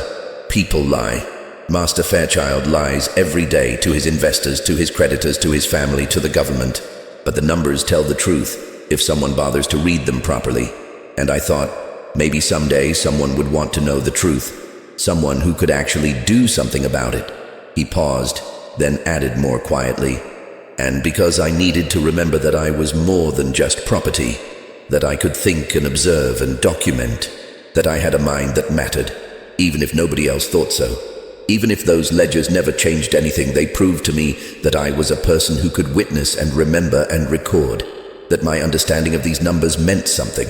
Hartford was silent for a long time, his expression unreadable in the flickering candlelight. Then he asked, "Do you know what will happen if I use this information?" "To you?" "I'll likely be sold, sir. Best case. I'm currently classified as Master Fairchild's property, but if he's arrested, his assets will be seized to pay his debts. I'll be auctioned along with everything else. And you're willing to accept that? To give up whatever stability you have here for the uncertain possibility that your documentation might lead to prosecution." Samuel thought about that, thought about the life he'd built at Riverside, limited and constrained as it was. He had privileges that most enslaved people didn't have. His own room, indoor work, respect for his skills, even if not for his humanity. He had Martha, the closest thing to family he'd known since being separated from his mother. He had a certain measure of security, knowing what to expect from each day. Bringing down Fairchild would destroy all of that, would plunge Samuel into uncertainty, likely hardship, possibly worse conditions than he currently endured. But he thought about something else too, about the names in his ledgers, the people sold away, separated from families, worked until they died without dignity or acknowledgement, about Thomas, dismissed and disgraced for discrepancies he hadn't created, about Eleanor, robbed by her own husband with no recourse, about every victim of Fairchild's frauds and cruelties who deserved justice but would never receive it if someone didn't speak up. "I'm willing, sir," Samuel said quietly. "Whatever happens to me afterward, at least the truth will be told. At least the numbers will finally speak where someone can hear them." Hartford nodded slowly, his expression grave. "Then bring me the other books tomorrow night, all of them, and don't breathe a word of this to anyone. Not the other workers, not your master, not anyone. Can you do that?" "Yes, sir." "Samuel?" Hartford hesitated, then said something that surprised Samuel with its humanity. "Thank you. What you've done here, what you're risking, it matters. I want you to know that. Win or lose, succeed or fail, what you've documented matters." Samuel felt something tighten in his chest, felt unexpected tears prickling at his eyes. For 10 years, he'd worked in secret, uncertain whether his documentation had any meaning at all. And now someone was telling him it mattered. Someone with authority, with power, with the ability to actually use what Samuel had preserved. "Thank you, sir," he managed to say. He returned to his room in a daze, carefully hiding the remaining 5 ledgers again, then lying in his bed unable to sleep, his mind racing with possibilities and fears and a strange, fragile hope he'd almost forgotten how to feel. The next night, he brought Hartford all 5 remaining ledgers. They spent 3 hours together, Hartford reading while Samuel explained the organization system, the cross-references, the sources for verification. Hartford made extensive notes, asked hundreds of questions, occasionally pausing to stare at Samuel with something like amazement. "This is extraordinary," Hartford said, as the first hints of dawn began to lighten the sky outside. "I've conducted dozens of audits, exposed multiple cases of fraud and embezzlement, but I've never seen anything like this. The thoroughness, the attention to detail, the foresight to document verifiable sources. This is the work of a professional investigator, not..." He trailed off, perhaps realizing the insult implicit in completing that sentence. "Not a slave with no formal education," Samuel finished for him quietly. "I know what you mean, sir. No offense taken." Hartford looked uncomfortable. "I shouldn't have implied..." "You should use what I've given you," Samuel interrupted, not wanting to have a conversation about Hartford's surprise at Samuel's capabilities. "That's what matters. The evidence is solid. The frauds are extensive. Master Fairchild has committed crimes against investors, creditors, the government, his own family. He's used people as collateral who don't exist, reported income he never earned, hidden assets he doesn't own. It's all documented, all verifiable. I'll need to contact multiple sources to verify the most significant claims," Hartford said, back to business. "That will take several weeks, perhaps longer. And I'll need to present my findings to the federal prosecutor in Charleston, get authorization for formal charges. This isn't just a tax matter anymore, Samuel. This is criminal fraud on a scale that will require federal prosecution." "How long?" 2 months at minimum, possibly 3. During that time, you need to act completely normal. Continue your duties, maintain the official books exactly as Fairchild expects. Give no indication that anything has changed. Can you do that?" Samuel thought about it. 2 or 3 months of carrying on, as if he hadn't just handed over 10 years of secret documentation. 2 or 3 months of maintaining the fiction while knowing that it was all coming apart. 2 or 3 months of working beside Fairchild, recording his lies, wondering every day if somehow Fairchild had discovered what Samuel had done. "I can do it, sir." Hartford studied him for a long moment. "You're a remarkable person, Samuel. I hope you know that." Samuel didn't know what to say to that, so he said nothing. He simply gathered up the ledgers. Hartford would keep them secure, would protect them as evidence, and return to his small room as the sun began to rise. He'd done it. He'd taken the step that couldn't be undone. He'd given Hartford everything he'd been secretly building for a decade. Now all he could do was wait. Wait to see if Hartford was as honest as Samuel believed. Wait to see if the evidence would be enough. Wait to see what would happen when the truth he'd preserved for so long finally emerged into the light. Wait to see if numbers, carefully recorded and patiently accumulated, could really destroy a plantation built on lies. The next 2 months were the longest of Samuel's life. Every day felt like walking on a tightrope, maintaining absolute normalcy while knowing that everything was about to change. He worked in the study recording Fairchild's transactions, his hands steady and his face neutral, even as his stomach churned with anxiety. He assisted with the plantation's daily operations, his manner as efficient and unobtrusive as always. He gave no indication that anything was different, but everything was different, and the strain of pretending otherwise wore on him in ways he hadn't anticipated. Hartford had left Riverside Plantation 4 days after Samuel gave him the ledgers, cordially thanking Fairchild for his cooperation and assuring him that a formal report would be sent within the month. Fairchild had been visibly relieved, convinced that he'd successfully concealed his financial misdeeds from scrutiny. That could have been much worse, Fairchild had said to Eleanor over dinner that evening, his voice carrying through the house. Hartford found a few minor discrepancies, nothing significant. We'll receive a small penalty for underreported income, but nothing we can't manage. The important thing is that he didn't detect any of the more complex aspects of our accounting. Samuel, serving the meal in silence, had to fight to keep his expression blank. The weeks crawled by. Samuel maintained his routines, continued his work, and tried not to think about what was happening in Charleston as Hartford verified the information from the hidden ledgers. Tried not to imagine all the ways this could fail. Hartford losing interest, the evidence being deemed insufficient, the people Samuel had listed as witnesses refusing to cooperate or having records that didn't match Samuel's documentation. Martha knew something had changed.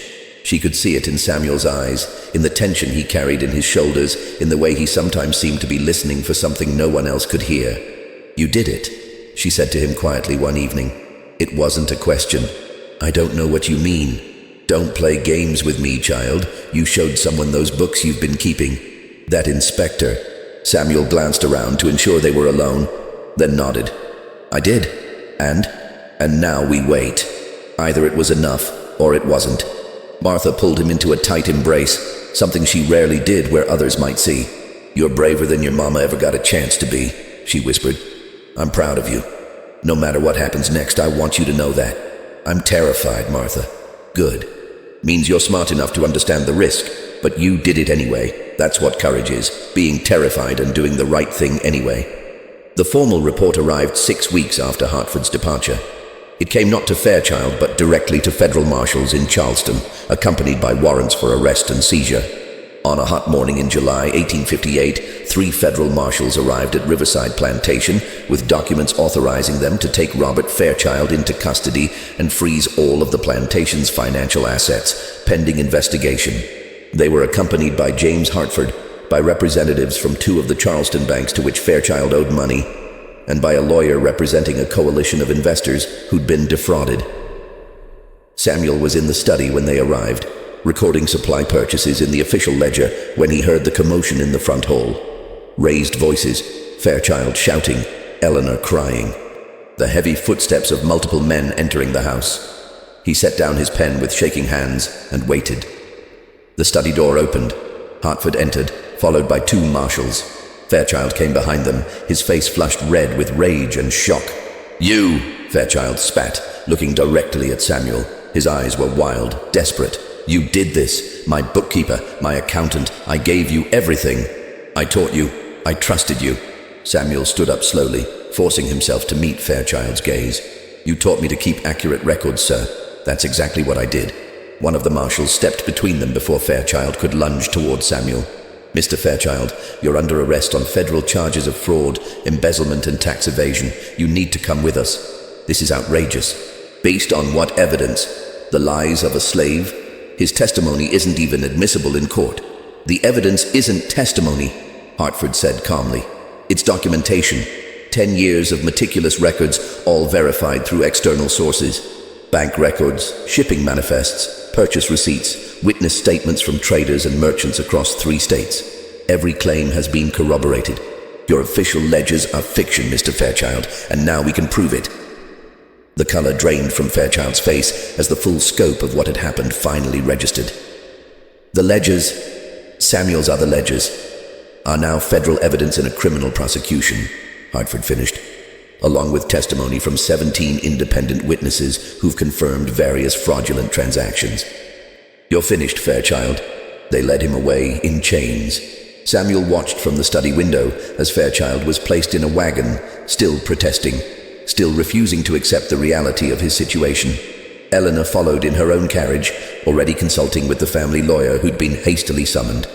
And then they were gone, and Riverside Plantation fell into a strange, suspended silence.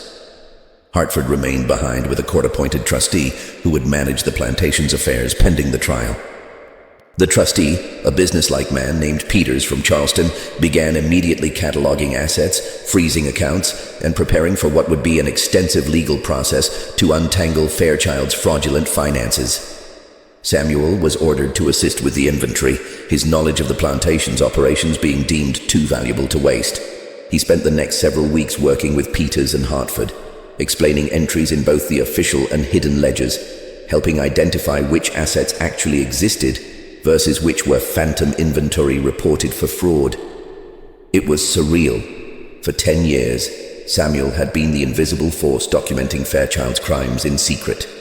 Now he was openly working with federal investigators, his hidden ledgers spread across the study desk alongside the official books, his expertise sought out and valued by men who would normally never consider an enslaved person's knowledge worth consulting. But Samuel wasn't free. That was the bitter irony of the entire situation. Yes, he'd brought down Fairchild. Yes, his documentation had exposed crimes that would likely result in years of prison time. Yes, he'd achieved something that had seemed impossible, using nothing but accurate record-keeping to destroy a corrupt plantation operation. But legally, Samuel was still property. And with Fairchild's assets frozen, Samuel fell under the jurisdiction of the court as part of the estate that would eventually be liquidated to pay creditors, which meant Samuel would be sold. Hartford broke the news to him 3 days after Fairchild's arrest. They were in the study reviewing entries from 1856 when Hartford set down his pen and looked at Samuel with genuine regret. The trial will take months, possibly longer, Hartford said. Fairchild has retained expensive lawyers who will fight every charge, but eventually he'll be convicted. The evidence is overwhelming. When that happens, his assets will be liquidated to pay his creditors, and legally, Samuel, you're classified as one of those assets. Samuel had known this was coming, had accepted it as the inevitable cost of his choice to come forward, but hearing it stated so plainly still felt like a blow. I understand, sir. I've tried to find a way around it, Hartford continued.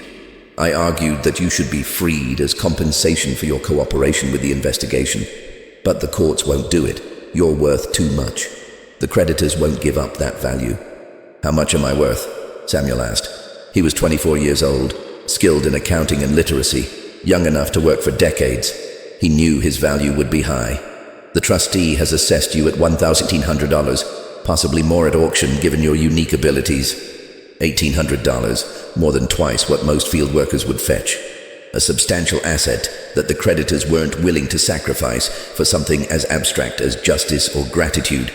When will the auction be? Not until after the trial concludes and the liquidation is authorized by the court. That gives us time. I'm going to try something, Samuel.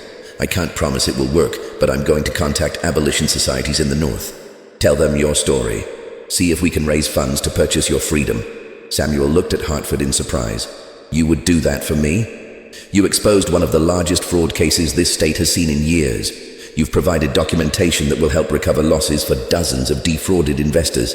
And you did it at extraordinary personal risk, knowing you'd likely lose everything. Yes, Samuel, I would do that for you. You deserve better than to be sold at auction like livestock. Over the following months, as Fairchild's trial proceeded in Charleston, Hartford kept his promise. He wrote to abolition societies in Boston, New York, Philadelphia.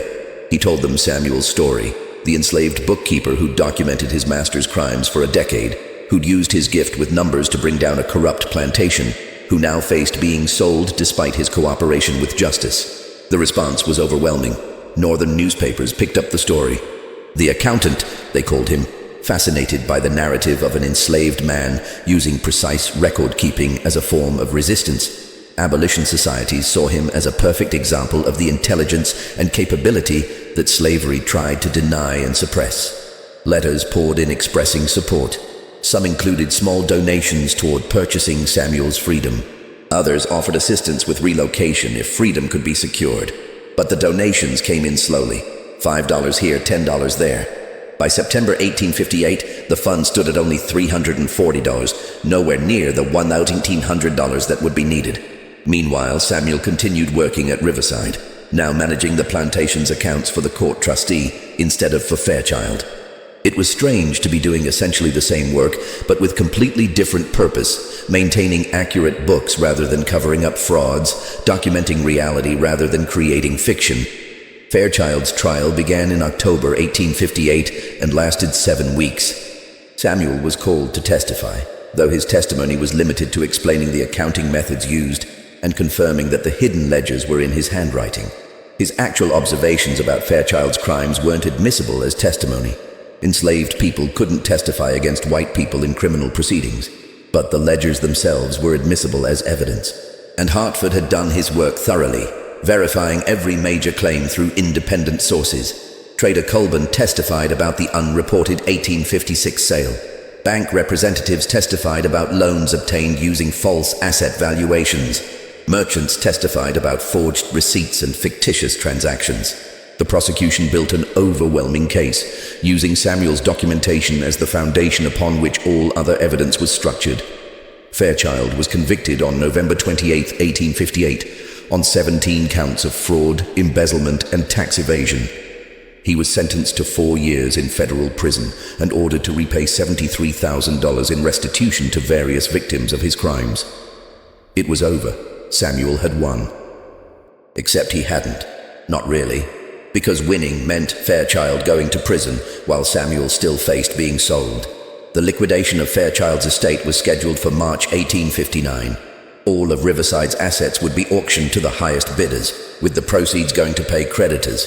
The plantation itself would be broken up and sold in sections. Equipment, livestock, and enslaved people would all go under the hammer. Samuel had 5 months. Hartford redoubled his efforts to raise funds for Samuel's freedom. He wrote more letters, gave interviews to northern newspapers, even traveled to Boston to speak at an abolition society meeting, bringing Samuel's hidden ledgers to show as proof of what one determined person could accomplish even under the most oppressive circumstances. The donations increased, but painfully slowly. By February 1859, the fund stood at $920, still $1,000 short of what would be needed. Samuel tried to maintain hope, but it became harder as the auction date approached. He'd done everything he could, had risked everything, had achieved the seemingly impossible goal of bringing Fairchild to justice. And his reward was to be sold away from the only home he'd known for 17 years, away from Martha and the few other people he cared about, to an unknown fate with an unknown buyer. "Maybe it's enough," Martha said to him one evening, a week before the scheduled auction. Maybe bringing him down was enough, even if you don't get freedom. "Maybe," Samuel said, but he didn't believe it. It didn't feel like enough. It felt like a story that ended too soon, with the victory incomplete. "I'm proud of you," Martha said again, as she'd said many times over the past months. "Your mama would be proud too, wherever she is. You did something that mattered, Samuel. Don't let anyone tell you different." The auction was set for March 3rd, 1859. As the date approached, Samuel found himself surprisingly calm. He'd done what he could. The rest was out of his hands. On March 1st, 2 days before the auction, Hartford arrived at Riverside in a hurry, his face flushed with exertion and excitement. "Samuel!" he called out as soon as he saw him. "Where's Peters? Where's the trustee?" "In the main house, sir. What's happened?" But Hartford was already striding toward the house, and Samuel followed quickly, his heart beginning to race with something that might have been hope. Peters was in the study, reviewing final auction documents. Hartford burst in without knocking, startling the trustee. "I have a buyer for Samuel," Hartford announced. "Someone willing to pay above the assessed value if the sale can be conducted privately before the auction." Peters frowned. "I can't give special treatment, Mr. Hartford. The auction is in 2 days. This buyer is offering $2,200 for Samuel specifically, with the understanding that he'll be immediately manumitted upon sale." That's $400 above your assessed value, benefiting the creditors and resolving a complicated situation before the public auction. You'd be a fool not to accept. Samuel's breath caught. $2,200. And immediate manumission? Who would possibly? Who's the buyer? Peters asked. Hartford pulled out documents. The Massachusetts Abolition Society, acting through me as their legal representative. The funds have been raised through donations over the past 5 months. I have bank drafts here covering the full amount. Peters examined the documents, his expression skeptical. This is highly irregular, but entirely legal. I've checked with 3 lawyers. You're authorized to sell estate assets to pay creditors. I'm offering to purchase one specific asset at above market value with payment in full immediately. There's no legal basis to refuse. Samuel stood frozen, unable to speak, barely able to breathe. Freedom. Real freedom. Not someday, not as an abstract possibility, but in 2 days if this sale went through. Peters consulted his documents, made some calculations, then finally nodded slowly. Very well. If the Massachusetts Abolition Society is willing to pay $2,200 for this particular asset, I'm authorized to accept. The sale can be concluded tomorrow, and manumission papers filed immediately thereafter. Hartford turned to Samuel with a genuine smile. Pack your things. You're leaving Riverside as a free man. Samuel walked out of Riverside Plantation for the last time on March 2nd, 1859, carrying a small bag containing the few possessions he owned and the most precious thing he'd ever possessed, manumission papers legally documenting his freedom. He was 25 years old. He'd spent 17 years enslaved, the last 12 of those years documenting the truth that would eventually set him free. Martha was there to see him off, tears streaming down her weathered face. You go make something of yourself, she said, holding him tight. You go show the world what you're capable of when nobody owns you. Come with me, Samuel said. He'd been thinking about this since Hartford told him about the sale. We can raise funds for your freedom too, the Abolition Society. But Martha shook her head. I'm too old, child, and I got family here, grandchildren in the fields. I can't leave them. But you go. You live free enough for both of us. You tell people what happened here. You make those numbers mean something. Samuel left Riverside with Hartford, traveling to Charleston and from there to Boston by ship. It was his first time leaving South Carolina, his first time seeing the ocean, his first time experiencing the strange reality of being free. In Boston, he was welcomed by the Massachusetts Abolition Society as a hero of sorts. His story had been circulating in northern newspapers for months. The enslaved accountant who documented his master's crimes with such precision that he'd brought down an entire plantation operation. The Abolition Society had worked for him immediately. They needed someone to manage their finances, someone who understood accounting and could be trusted with their funds. Samuel took the position gratefully, finally using his skills for a cause he believed in rather than to perpetuate a system he hated. But he didn't want his story to end there. He wanted to do more with what he'd learned and documented. In 1860, Samuel began giving talks at Abolition Society meetings describing the economic mechanics of slavery from an insider's perspective. He brought his original ledgers. Hartford had managed to secure their return after Fairchild's trial concluded, and showed audiences exactly how human beings were reduced to numbers, how cruelty was calculated in profit margins, how an entire system of oppression ran on coldly precise mathematics. Numbers don't lie, he would tell audiences, but they also don't tell the whole story. Behind every entry in these books is a person, a life, a story. That's what people need to understand. Slavery isn't just morally wrong, though it absolutely is. It's also economically built on fraud and lies and theft. Even by the standards of the system itself, it's corrupt. His talks were powerful, drawing large crowds. Here was someone who'd seen slavery's machinery from the inside, who could explain exactly how it functioned and why it was unsustainable, even on its own terms. When the Civil War began in April 1861, Samuel volunteered to help in any way he could. He ended up working for the War Department, helping to manage supply logistics and accounts for Union forces. His gift with numbers and his understanding of Southern plantation economics made him valuable in planning strategies to disrupt Confederate supply chains. He married in 1863 a woman named Grace, who'd been born free in Pennsylvania, who shared his passion for education and justice. They had 3 children together, all of whom Samuel taught to read and write and calculate, ensuring they would have the tools to build whatever futures they wanted. After the war, Samuel continued working for abolition causes, transitioning to focus on education for formerly enslaved people. He taught accounting and literacy, believing that economic independence required understanding how money and business worked. He never forgot Riverside, never forgot the people he documented in his hidden ledgers. As he aged, he made efforts to locate some of them, the ones who'd been sold away, scattered across the South. He succeeded in finding a few, helping them reconnect with family members they'd been separated from for years. Robert Fairchild served 3 years of his 4-year sentence before being released in 1862. He emerged from prison bankrupt and disgraced, his social standing destroyed, his reputation ruined. He attempted to rebuild his life in Charleston, but found that no one wanted to do business with a convicted fraud. He died in 1871, bitter and alone, still refusing to acknowledge that his downfall had been his own doing. Eleanor had fared better, ironically. With Robert in prison, she'd successfully sued to recover what remained of her stolen trust fund, and she'd eventually remarried, this time to a Charleston merchant who treated her with considerably more respect than her first husband had shown.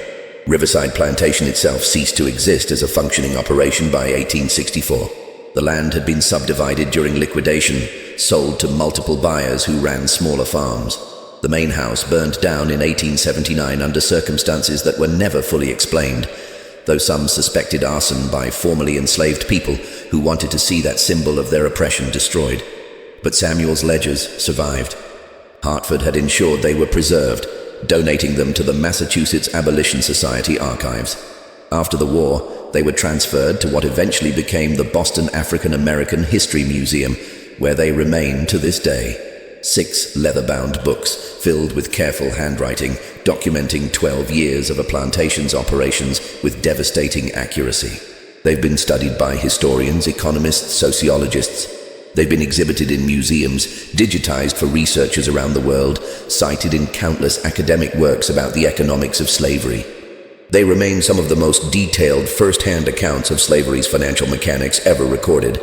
Not from an outside observer, but from someone who managed the system from within while secretly documenting its corruption. Samuel lived to the age of 63, dying in Boston in 1897. He'd spent the last decades of his life teaching, writing, and occasionally speaking about his experiences. He'd published a memoir in 1882 titled The Accountant's Ledger, A Slave's Mathematical Resistance, which became moderately successful and helped preserve his story for future generations. In his final years, he would sometimes take out his original ledgers and read through them, remembering the people whose names he'd preserved, the struggles he'd witnessed, the long, patient work of documenting truth when no one was listening. Visitors would ask him what he was most proud of: bringing down Fairchild, gaining his freedom, helping with the Union war effort, teaching hundreds of formerly enslaved people to read and calculate.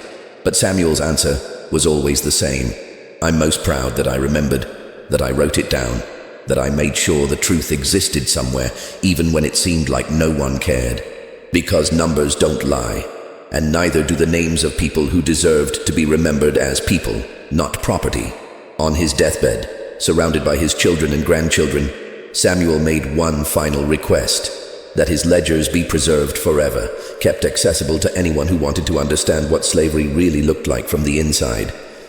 Let those numbers speak, he whispered. Let them tell the story I spent 12 years recording. Let them remember when human memory fails. His family honored that request. The ledgers remained in the museum's collection, carefully preserved, occasionally exhibited, always available to researchers and students, and anyone curious about this particular story of resistance through documentation. And they're still there today, more than a century after Samuel's death. 6 books that destroyed a plantation, preserved a truth that powerful people wanted hidden, and proved that sometimes the most powerful act of resistance is simply refusing to let the truth be forgotten. Samuel was right about one thing: numbers don't lie. But he was also right about something deeper, something more important. Numbers alone aren't enough. Behind every figure, every calculation, every entry in a ledger, there are people, lives, stories that deserve to be told and remembered. That's what Samuel did with his 12 years of patient documentation. He didn't just record frauds and crimes, though he did that thoroughly. He also recorded humanity in a system designed to deny it. He remembered names when people were reduced to property values. He documented stories when lives were supposed to be forgotten. He proved that even in the most oppressive circumstances, even as someone classified as property rather than person, one individual with skill and determination and patience could make truth matter. Not by violence, not by rebellion, but by the simple stubborn act of bearing witness, of writing down what happened, of keeping accurate records, of refusing to let lies stand unchallenged, even when challenging them took 12 years of secret work. That's the legacy of the man known as the accountant. Not just that he brought down a corrupt plantation, though he did that. Not just that he gained his freedom, though he achieved that too. His legacy is that he proved the power of documentation itself. The power of patient, methodical truth-telling. The power of one person who refuses to forget, who records what others want hidden, who believes that someday, somehow, the truth will matter. And he was right. The truth did matter. It took 12 years, but it mattered. The numbers spoke, and they destroyed everything built on lies.